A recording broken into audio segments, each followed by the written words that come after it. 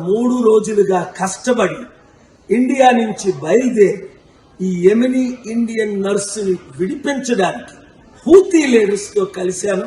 Media మిత్రులు మీరు చాలా మంది అది నిన్న ముఖ్యంగా నేను సుప్రీంకోర్టులో మోదీ గవర్నమెంట్ లీడర్ మేమేమి చేయలేము, సనా సిటీలో గవర్నమెంట్ లేదు అన్నారు. అది అబద్ధం.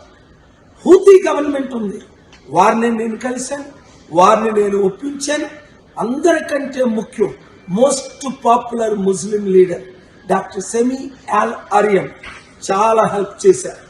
ఆయన 5 సంవత్సరాలు అమెరికన్ ప్రిజన్ లో ఉండి 220 సంవత్సరాలు ఆయన ప్రిజన్ లో పెడితే ముస్లింల కొరకు ఫైట్ చేసి, పలస్టీనియన్స్ కొరకు ఫైట్ చేసి, అమెరికాతో ఫైట్ చేసి మంచి పేరు ఇక్కడ సంపాదించుకున్నారు.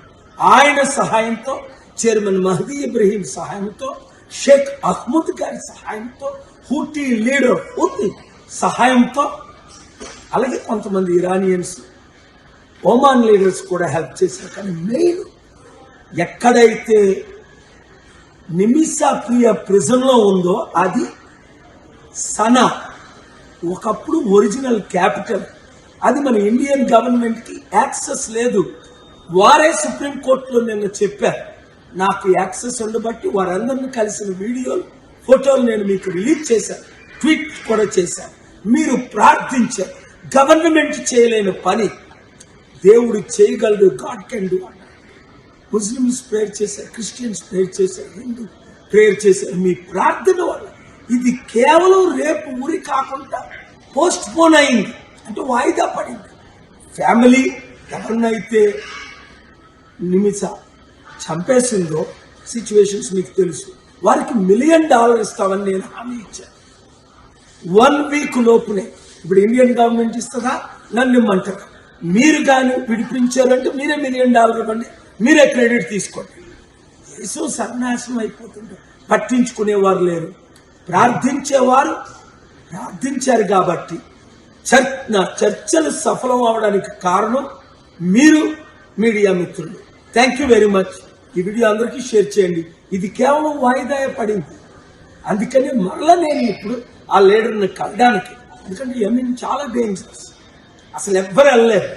నాకు గనక అంబాసిడర్ గవర్నమెంట్లు హోస్ట్ చేశారు గనక ఆ లీడర్స్ ని బయటకు రప్పించారు. ఎందుకంటే ఒకవైపు హూతీ లీడర్స్ కంట్రోల్, అదే భాగంలో గవర్నమెంట్ లీడర్స్ కంట్రోల్. 2 గవర్నమెంట్, 2 ప్రెసిడెంట్లు ఉన్నాయి ఒకే దేశానికి. అందుకే యుద్ధం వల్ల 10 లక్షల మంది చనిపోయారు. ఆ దేశం కొరకు ప్రార్థించండి, ప్రజల కొరకు ప్రార్థించండి, విక్టిమ్ ఫ్యామిలీ కొరకు ప్రార్థించండి, ప్రియాకు క్షమాపణ దొరికినట్టు ప్రార్థించండి. Thank you very much. Share this video. రాత్రి పగలు గత 3 రోజులుగా కష్టపడి ఇండియా నుంచి బయలుదేరి ఈ యెమెనీ ఇండియన్ నర్సుని విడిపించడానికి హూతీ లీడర్స్ తో కలిశాను. మీడియా మిత్రులు మీరు చాలా మంది అది నిన్న ముఖ్యంగా నేను సుప్రీంకోర్టులో మోదీ గవర్నమెంట్ లీడర్ మేమేమి చేయలేము, సనా సిటీలో గవర్నమెంట్ లేదు అన్నారు. అది అబద్ధం.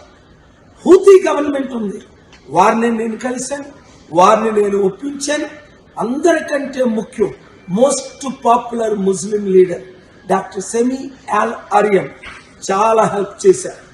ఆయన 5 సంవత్సరాలు అమెరికన్ ప్రిజన్ లో ఉండి 220 సంవత్సరాలు ఆయన ప్రిజన్ లో పెడితే ముస్లింల కొరకు ఫైట్ చేసి, పలస్టీనియన్స్ కొరకు ఫైట్ చేసి, అమెరికాతో ఫైట్ చేసి మంచి పేరు ఇక్కడ సంపాదించుకున్నారు.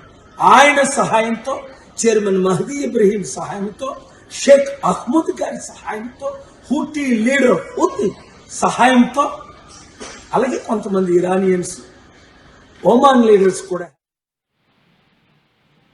ఎగ్జాక్ట్లీ చూస్తా ఉన్నాం. యెమెన్ లో కేరళకు చెందినటువంటి నిమిష ప్రియకు చివరి క్షణంలో, ఇక చివరి గడియల్లో ఆమెకు మరణశిక్ష విధించినటువంటి ఘటన కాస్త వాయిదా వేసుకుంది అక్కడ ప్రభుత్వం. అనేక ప్రయత్నాలు కొనసాగుతున్నాయి. ఆమె క్షేమంగా తిరిగి భారత్ రావడానికి అనేక ప్రయత్నాలు కొనసాగుతున్నాయి వివిధ సంస్థలు, భారత ప్రభుత్వము. సో మొత్తానికి వారి దేశంతో సంప్రదింపులు చేస్తున్నట్టుగా పెద్ద ఎత్తున చర్చ అయితే కొనసాగుతుంది. కాకపోతే దీన్ని క్లెయిమ్ చేసుకునే ప్రయత్నం చేస్తున్నారు ప్రస్తుతం కేఏ పాల్. నేను అక్కడ దేశానికి